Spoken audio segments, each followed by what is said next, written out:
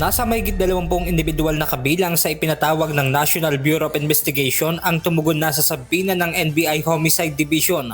Ngayong araw, inaasahang dadating sa tanggapan ng NBI ang ilang utility workers. At sa Biyernes, June 26 naman, si Ateneo de Manila University President Roberto Yap.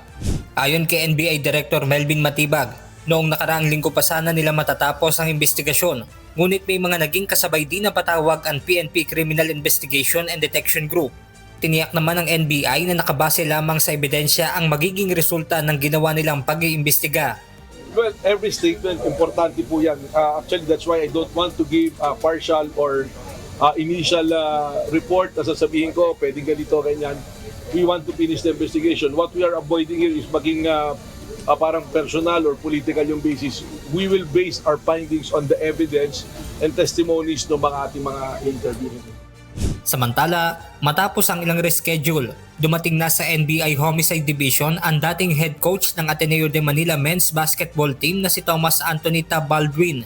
Tikom naman ang bibig nito nang sinubukang tanungin ng media. Ngunit pagtitiyak ng legal counsel nito na si Attorney Daniel Darvin, buo ang kanilang pakikipagtulungan sa NBI.